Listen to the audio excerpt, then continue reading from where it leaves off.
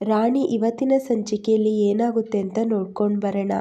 ಇಲ್ಲಿ ಬಾಲ ಫೈಲ್ನ ನೋಡಿ PC ಹತ್ರ ಕೇಳ್ತಾನೆ, ರಾಣಿಗೆ ಮಗು ಇತ್ತ ಅಂತ ಕೇಳ್ತಾನೆ. ಜೈಲರ್ ಇದ್ದವರು ನಿಮಗೆ ಅದೆಲ್ಲ ಯಾಕೆ, ಆ ವಿಚಾರ ನಿಮಗೆ ಯಾಕೆ ಅಂದಾಗ, ಬೇಕು ಹೇಳಿ ಅಂದಾಗ, ನೋಡಿ ನಿಮಗೆ ಅವ್ರು ಏನೂ ಆಗಬೇಕಾಗಿಲ್ಲ, ಅದು ಅಲ್ಲದೆ ಅವರು ಗೊತ್ತೇ ಇಲ್ಲ ಅಂತ ಹೇಳ್ತಿದ್ದೀರಾ, ಮತ್ತ್ಯಾಕೆ ನಿಮಗೆ ಹೇಳಬೇಕು ಅಂದಾಗ, ಯಾಕಂದರೆ ನಾನು ಅವಳ ಗಂಡ ಅಂತ ಹೇಳ್ತಾರೆ.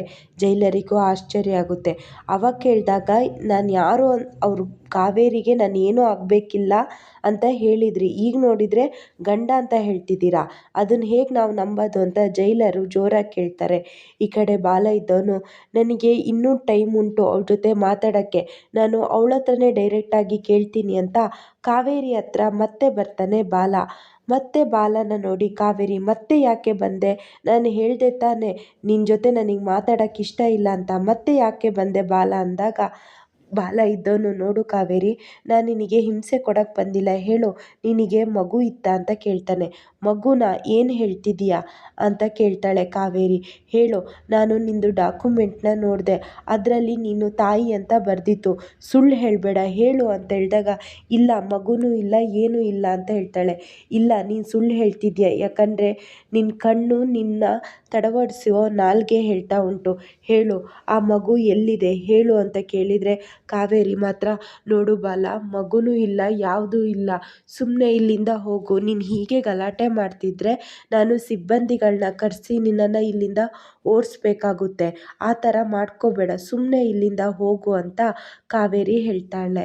ಅಷ್ಟೊತ್ತಿಗೆ ಬಾಲ ಇದ್ದವನು, ನನಗೆ ಗೊತ್ತು, ನನಗೆ ಎಲ್ಲಿಂದ ಈ ವಿಚಾರ ತಿಳ್ಕೊಬೇಕು ಅಂತ ಚೆನ್ನಾಗಿ ಗೊತ್ತುಂಟು, ನೀನು ಹೇಳಲ್ಲ ಅಂದರೆ ಪರವಾಗಿಲ್ಲ, ನಾನು ಹೇಗಾದ್ರು ತಿಳ್ಕೊಳ್ತೀನಿ ಅಂತ ಬಾಲ ಅಲ್ಲಿಂದ ಹೊರಟ್ಬಿಡ್ತಾನೆ.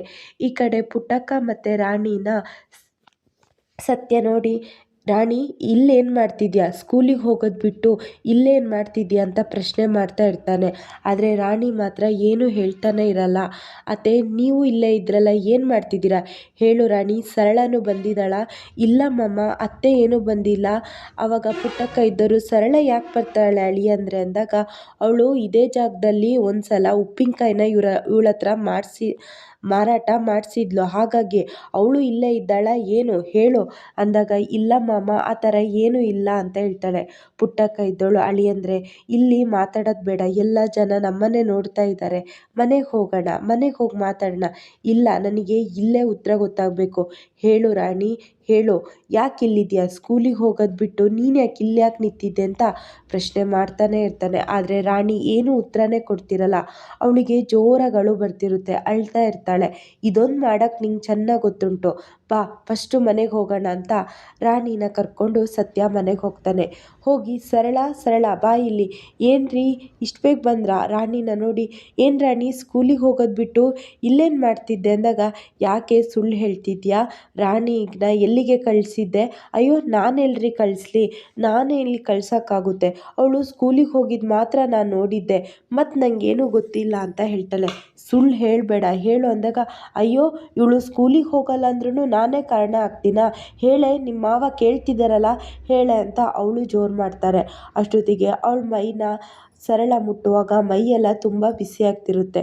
ರೀ, ಇವಳಿಗೆ ಜ್ವರ ಬರ್ತಿರುತ್ತೆ ಅನಿಸುತ್ತೆ ಕಣ್ರಿ, ಮೈಯೆಲ್ಲ ಕೆಂಡ ಥರ ಬಿಸಿಯಾಗಿದೆ ಅಂತ ಹೇಳ್ತಾಳೆ. ಹೌದಾ ರಾಣಿ ಅಂತ ಮೈ ಮುಟ್ಟು ನೋಡಿದರೆ ತುಂಬ ಬಿಸಿಯಾಗಿರುತ್ತೆ.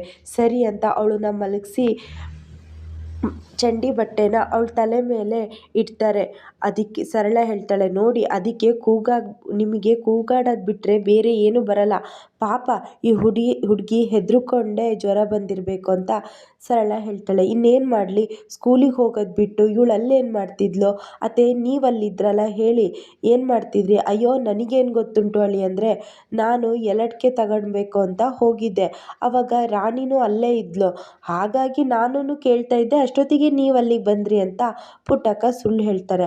ಆವಾಗ ಸತ್ಯ ಇದ್ದವನು, ಇದೇ ಮಾತನ್ನ ನೀವು ಅಲ್ಲೇ ಹೇಳ್ಬೋದಾಗಿತ್ತಲ್ಲ, ಆದರೆ ನೀವು ಅಲ್ಲೇನು ಮಾತಾಡಲೇ ಇಲ್ಲ ಅಂತ ಸತ್ಯ ಹೇಳ್ತಾನೆ. ಆದರೆ ಸರಳಂಗೆ ಪುಟ್ಟಕ್ಕನ ಮೇಲೆ ಡೌಟ್ ಬರುತ್ತೆ, ಅಮ್ಮನೇ ಎಲ್ಲಿಗೋ ಇವಳನ್ನ ಕರ್ಕೊಂಡೋಗಿರ್ಬೋದು ಅಂತ ಅನುಮಾನ ಬರುತ್ತೆ. ಕೊನೆಯದಾಗಿ ಪ್ರಜ್ಞೆ ಬರ್ತಾ ಇರುತ್ತೆ ರಾಣಿಗೆ. ಆವಾಗ ಚಂದುನು ಅಲ್ಲಿಗೆ ಬಂದುಬಿಡ್ತಾನೆ. ಚಂದು ಬಂದ ತಕ್ಷಣ, ಚಂದು ನೀನೇನೋ ಬಂದೆ, ಇಲ್ಲ ಅಮ್ಮ ರಾಣಿ ಸ್ಕೂಲಿಗೆ ಬರಲಿಲ್ಲ ಅಂತ ಗೊತ್ತಾಯಿತು, ಬೆಳಗ್ಗೆ ಹೋಮ್ವರ್ಕ್ ಬಿಟ್ಟು ಬಂದಿದ್ದೀನಿ, ತರ್ತೀನಿ ಅಂತ ಮನೆಗೆ ಬಂದಳು. ಆದರೆ ಅವಳು ವಾಪಸ್ ಬರಲೇ ಇಲ್ಲ. ಲಂಚ್ ಅವರಲ್ಲೇ ಗೊತ್ತಾಯಿತು ಅವಳು ಸ್ಕೂಲಿಗೆ ಬಂದಿಲ್ಲ ಅಂತ. ಅದಕ್ಕೆ ಏನಾಯಿತು ನೋಡ್ಕೊಂಡು ಹೋಗೋಣ ಅಂತ ಬಂದೆ ಅಂತ ಚಂದು ಹೇಳ್ತಾನೆ. ಆವಾಗ ಈ ಕಡೆ ಸರಳ ಹೇಳ್ತಾಳೆ, ನೋಡಿ ಅವಳು ಸ್ಕೂಲಿಗೆ ಹೋದವಳಿಗೆ ದಾರಿ ಗೊತ್ತಾಗಲಿಲ್ಲ, ಹಾಗಾಗಿ ಅಲ್ಲಲ್ಲಲ್ಲೇ ಸುತ್ತಾಡ್ತಿದ್ಲು ಅಂತ ಪುಟ್ಟಕ್ಕನೂ ಹೇಳ್ತಾಳೆ. ಹೌದಾ, ನಾನೇನೇ ಕೂಗಾಡ್ಬಿಟ್ಟೆ ಅಂತ ಈ ಕಡೆ ಸತ್ಯ ಹೇಳ್ತಾನೆ. ಸರಿ ಚಂದು, ನೀನು ಹೋಗು, ಟೈಮ್ ಆಗುತ್ತೆ ಅಂತ ಚಂದುನ ಕಳಿಸ್ತಾನೆ. ಆವಾಗ ರಾಣಿ ಜೋಪಾನ ಅಂತ ಹೇಳಿ ಚಂದು ಹೋಗ್ತಾನೆ. ಸತ್ಯ ಸರಳಂಗೆ ಹೋಗು, ಸ್ವಲ್ಪ ಗಂಜಿ ಮಾಡ್ಕೊಂಬ, ಹೊಟ್ಟೆ ಖಾಲಿ ಆಗಿದೆ ಬೇರೆ, ಮತ್ತೆ ಸುಸ್ತಾಗ್ತಾಳೆ, ಊಟ ಮಾಡಿದರೆ ಗಂಜಿ ತಿಂದರೆ ಮತ್ತೆ ಸುಧಾರಿಸ್ಕೊಳ್ತಾಳೆ, ಹೋಗು ಗಂಜಿ ತಗೊಂಡು ಬಾ ಅಂತ ಹೋಗ್ತಾಳೆ. ಸರಳ ಗಂಜಿ ಮಾಡ್ಕೊಂಬಂದು ತಂದು ಸತ್ಯಂಗೆ ಕೊಟ್ಟು ಸತ್ಯ ಸರಳ ರಾಣಿಗೆ ಗಂಜಿನೆಲ್ಲ ಕುಡಿಸಿ ಮತ್ತೆ ರಾಣಿ ನೀನು ರೆಸ್ಟ್ ಮಾಡು ಅಂತ ಮಲಗಿಸ್ತಾನೆ. ಈ ಕಡೆ ಪುಟ್ಟಕ್ಕ ಸರಳನ ಹತ್ರ ಬಂದು, ಏನೇ ನಿನ್ನ ಗಂಡ ಮಕ್ಕಳು ಹುಷಾರು ತಪ್ಪೋದು ಅದು ಕಾಮನ್ ತಾನೆ, ಅದಕ್ಕೆ ಯಾಕೆ ಇಷ್ಟು ದೊಡ್ಡದು ಮಾಡ್ತಾನೆ, ಹೋಗು ನಿನ್ನ ಗಂಡಂಗೆ ಫಸ್ಟು ಕೆಲ್ಸಕ್ಕೆ ಹೋಗೋದು ಹೇಳು, ಕೆಲ್ಸಕ್ಕೆ ಹೋಗೋಕ್ಕೆ ಹೇಳು ಅಂತ ಹೇಳ್ತಿರ್ತಾಳೆ ಪುಟ್ಟಕ್ಕ. ನೋಡಮ್ಮ, ನಾನು ಹೇಳಿದರೆ ಅವ್ರು ಮತ್ತೆ ಸಿಟ್ಟು ಮಾಡ್ಕೊಳ್ತಾರೆ, ಅಯ್ಯೋ ಇಷ್ಟು ವರ್ಷ ಆಯಿತು ಮದುವೆ ಆಗಿ, ಆದರೂ ನಿನ್ನ ಗಂಡನ ಹೇಗೆ ಹಿಡ್ಕೋಬೇಕು ಅಂತ ನಿಂಗೆ ಇನ್ನೂ ಚೆನ್ನಾಗಿ ಗೊತ್ತಿಲ್ಲ, ಹೋಗು ಜೋರು ಮಾಡಿ ಹೇಳು, ನಾವೇಗಾರು ಇದ್ದೀವಲ್ಲ, ಹಾಗಾದರೆ ನೀನೇ ಹೇಳಮ್ಮ ಅಂತ ಪುಟ್ಟಕ್ಕಂಗೆ ಹೇಳ್ತಾಳೆ ಸರಳ. ಅಳಿಯಂದರೆ ನೀವು ಹೋಗಿ, ಅವಳು ಹೇಗಾರು ಈಗ ಸುಧಾರಿಸ್ಕೊಂಡಿದ್ದಾಳಲ್ಲ, ನಾವು ಹೆಂಗಸರು ಮನೇಲಿದ್ದೀವಿ, ನಾವು ಹೇಗಾರು ಅವಳನ್ನ ನೋಡ್ಕೊಳ್ತೀವಿ, ನೀವು ಹೋಗಿ ಅಂತಾಳೆ. ಸರಿ ಅತ್ತೆ ಅಂತ ಈ ಕಡೆ ಸತ್ಯ ಅಂಗಡಿಗೆ ಹೋಗ್ತಾನೆ.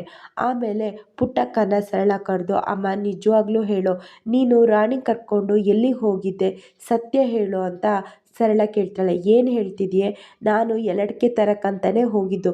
ಇಲ್ಲಮ್ಮ, ನೀನು ಮಕ್ಕಳು ಹೋದ ತಕ್ಷಣವೇ ನೀನು ಅವರಿಂದನೇ ಹೋಗಿದ್ದು ನಾನು ಗಮನಿಸಿದ್ದೀನಿ, ಹೇಳು ಏನು ಮಾಡ್ತಿದ್ದೆ ಹೇಳಮ್ಮ. ಅಯ್ಯೋ ರಾಣಿ ಈ ಮನೆ ಬಿಟ್ಟು ಹೋಗೋದು ಬೇಡವೇ, ಅವಳು ತಂಗಿ ಈ ಮನೆಗೆ ಬರ್ದಿಲ್ದಂಗೆ ಮಾಡೋದು ಬೇಡವಾ, ನೀನಂತೂ ಏನೂ ಮಾಡಲ್ಲ, ನಿನಗೆ ಈ ಕಷ್ಟ ಆಗಬಾರ್ದು, ನಿನಗೆ ಸಹಾಯ ಆಗಲಿ ಅಂತ ನಾನು ಸಹಾಯ ಮಾಡ್ತಿದ್ದೀನಿ, ಇನ್ನು ಮುಂದೆ ಈ ರಾಣಿ ಈ ಮನೇಲಿ ಇರಲ್ಲ, ಅವಳ ಮೇಲೆ ಸಿಟ್ಟು ಬರೋ ಹಂಗೆ ಕೋಪ ಬರೋ ಹಂಗೆ ಸತ್ಯಂಗೆ ಬರುವಂಗೆ ನಾನು ಮಾಡ್ತೀನಿ ಅಂತ ಹೇಳ್ತಾಳೆ.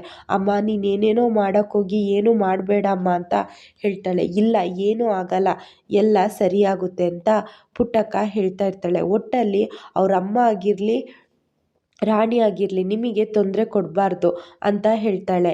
ಇಲ್ಲಿ ರಾಣಿನ ರೂಮಲ್ಲಿ ಮಲಗಿಸ್ತಿರ್ತಾಳೆ ಸರಳ, ಯಾಕಂದರೆ ಅವಳ ಮೈ ಇನ್ನೂ ಬಿಸಿಯಾಗಿರುತ್ತೆ. ಲೋಹಿತ ಬಂದು, ಅಮ್ಮ ನನ್ನ ರೂಮ್ ಕಣಮ್ಮ ಇದು, ನನ್ನ ರೂಮಲ್ಲಿ ಯಾಕಮ್ಮ ಅವಳನ್ನ ಮಲಗಿಸಿದ್ಯಾ ಅಂದಾಗ, ಈ ಪಾಪ ಕಣೆ ರಾಣಿಗೆ ತುಂಬ ಮೈ ಬಿಸಿ ಇದೆ, ಇವತ್ತೊಂದಿನ ಇಲ್ಲಿ ಮಲಗಲಿ ಕಣೆ, ಹೊರಗೆ ಬೇರೆ ಮಳೆ ಬರ್ತುಂಟು, ಜ್ವರ ಜಾಸ್ತಿ ಆಗುತ್ತೆ, ಹಾಗಾಗಿ ಇಲ್ಲೇ ಮಲಗಲಿ ಅಂದಾಗ, ಇಲ್ಲ ಕಣಮ್ಮ ನಾನು ಅವಳ ಜೊತೆ ಮಲ್ಗೋಕ್ಕಾಗಲ್ಲ, ಅವಳ ಜೊತೆ ಮಲ್ಕೊಂಡ್ರೆ ಮತ್ತೆ ನನಗೂ ಜ್ವರ ಬಂದುಬಿಡುತ್ತೆ ಅಂತಾಗ ಪುಟ್ಟಕ್ಕ, ಅಯ್ಯೋ ಇವತ್ತೊಂದಿನ ಮಲಗಲಿ, ಅವಳು ಇನ್ನೊಂದು ಸ್ವಲ್ಪ ದಿನ ಅಷ್ಟೇ ಇರೋದು, ಆಮೇಲೆ ಈ ಮನೆಯಿಂದನೇ ಓಡಿಸ್ತೀನಿ ಅವಳನ್ನ ಅಂತ ಪುಟ್ಟಕ್ಕ ಹೇಳ್ತಾರೆ. ಹೌದಾ ಅಜ್ಜಿ, ಹ್ಞೂ ಅಂತ ಈ ಕಡೆ ಪುಟ್ಟಕ್ಕ ಹೇಳ್ತಾಳೆ. ಚಂದು ಬಂದು ರಾಣಿ ಮಂಚದಲ್ಲಿ ಮಲಗಿರೋದನ್ನ ನೋಡಿ, ಏ ರಾಣಿ ಇವತ್ತು ನೀನು ಇಲ್ಲಿ ಮಲಗಿದ್ಯಾ, ಆದರೆ ಲೋಹಿತ ಏನು ಹೇಳ್ತಿಲ್ಲ, ಲೋಹಿತ ಇವಳು ಇಲ್ಲಿ ಮಲಗೋದು ನಿನಗೆ ಓಕೆನಾ ಅಂದಾಗ, ಹ್ಞೂ ಮಲಗಲಿ ಕಣೋ ಏನಾಗಲ್ಲ ಅಂತ ಹೇಳ್ತಾರೆ. ಅಷ್ಟೊತ್ತಿಗೆ ಸರಿ ರಾಣಿಗೆ ಊಟ ತಗೊಂಡು ಬರ್ತೀನಿ ಅಂತ ಈ ಕಡೆ ಸರಳ ಹೊರಡ್ತಾಳೆ. ಆದರೆ ಪುಟ್ಟಕ್ಕ, ಬೇಡ ಬೇಡ ನಾನೇ ಅವಳಿಗೆ ಊಟ ತಗೊಂಡು ಬರ್ತೀನಿ, ನೀನು ಇಲ್ಲೇ ಇರು ಅಂತೇಳಿ ಪುಟ್ಟಕ್ಕ ಹೋಗಿ ಹಲಸಿದ ಅನ್ನನ ಮತ್ತೆ ತಗೊಂಡು ಬಂದು ರಾಣಿಗೆ ಕೊಡ್ತಾಳೆ. ತಿನ್ನು ರಾಣಿ ಅಂತ ಹೇಳ್ತಾಳೆ. ಆದರೆ ಪಾಪ ರಾಣಿಗೆ ತಿನ್ನೋಕ್ಕೆ ಆಗ್ತಿರಲ್ಲ, ಯಾಕಂದರೆ ಅನ್ನ ವಾಸನೆ ಬರ್ತಾ ಇರುತ್ತೆ, ಹಲ್ಸು ಹೋಗಿರುತ್ತೆ. ಆದರೆ ಸರಳಂಗೆ ಅದು ನೋಡೋಕ್ಕಾಗ್ತಾ ಇರಲ್ಲ, ಸೀದಾ ಅಡುಗೆ ರೂಮಿಗೆ ಹೋಗ್ತಾಳೆ. ಆದರೆ ಆ ಸ್ಮೆಲ್ಲಲ್ಲಿ ರಾಣಿಗೆ ಮಾತ್ರ ಒಂದು ತುತ್ತು ತಿನ್ನೋಕ್ಕಾಗ್ತಿರಲ್ಲ. ಚಂದು ಇದ್ದವನು, ಯಾಕೆ ರಾಣಿ ಸುಮ್ಮನೆ ಆಗಿಬಿಟ್ಟೆ, ಊಟ ಮಾಡೋದಲ್ವಾ, ಯಾಕೆ ನಿನಗೆ ಊಟ ಮಾಡೋಕ್ಕಾಗ್ತಿಲ್ಲ, ಸರಿ ಬಿಡು ನಾನೇ ಮಾಡಿಸ್ತೀನಿ ಅಂತ ಹೇಳ್ತಾನೆ ಚಂದು. ಆದರೆ ರಾಣಿ, ಬೇಡ ಚಂದು ಬಿಡು ನಾನೇ ಊಟ ಮಾಡ್ತೀನಿ ಅಂದಾಗ, ಬೇಡ ಬಿಡು ನಾನೇ ಊಟ ಮಾಡಿಸ್ತೀನಿ ಅಂತ ಚಂದು ಇನ್ನೇನು ತುತ್ತು ಕೊಡಬೇಕು ಅನ್ನೋಷ್ಟೊತ್ತಿಗೆ ಅನ್ನ ತುಂಬ ಸ್ಮೆಲ್ ಬರ್ತಾ ಇರುತ್ತೆ. ಅವನಿಗೆ ಗೊತ್ತಾಗುತ್ತೆ, ಓ ಹಲಸಿದನ್ನ ಅಮ್ಮ ಕೊಟ್ಟಿದ್ದಾರೆ ಅಂತ. ಅಮ್ಮ ಅಮ್ಮ ಅಂತ ಜೋರಾಗಿ ಕಿರ್ಚ್ಕೊಂಡು ಬರ್ತಾ ಇರ್ತಾನೆ. ಪುಟ್ಟಕ್ಕನೂ ಅಲ್ಲಿಗೆ ಬರ್ತಾರೆ. ಯಾಕೋ ಚಂದು ಕಿರ್ಚುತ್ತಿದೆಯಾ? ನಿಮ್ಮಪ್ಪನೂ ಕಿರ್ಚುತ್ತಾರೆ, ನೀನು ನಿಮ್ಮಪ್ಪನ ಥರ ಈಗ ಕಿರ್ಚಕ್ಕೆ ಶುರು ಮಾಡಿದ್ಯಾ? ಏನಾಯಿತು? ಯಾಕೆ ಈ ಥರ ಕಿರ್ಚ್ಕೊಂಡು ಬರ್ತಿದೀಯಾ ಅಂದಾಗ, ಏನಮ್ಮ ರಾಣಿಗೆ ಹಲಸಿದನ್ನ ಕೊಟ್ಟಿದ್ದೀಯಾ? ಅನ್ನ ತುಂಬ ಸ್ಮೆಲ್ ಬರ್ತಿದೆ, ಹಲಸಿದನ್ನ ಕೊಟ್ಟಿದ್ದೀಯಲ್ಲ ಅಮ್ಮ ಅಂತ ಈ ಕಡೆ ಚಂದು ಪ್ರಶ್ನೆ ಮಾಡ್ತಿರ್ತಾನೆ ಸರಳಂಗೆ ಅದು ನೋಡಿ ತುಂಬ ಭಯ ಆಗ್ತಿರುತ್ತೆ. ಇಷ್ಟು ಇವತ್ತಿನ ಸಂಚಿಕೆಯಲ್ಲಿ ನಡೆಯುತ್ತೆ.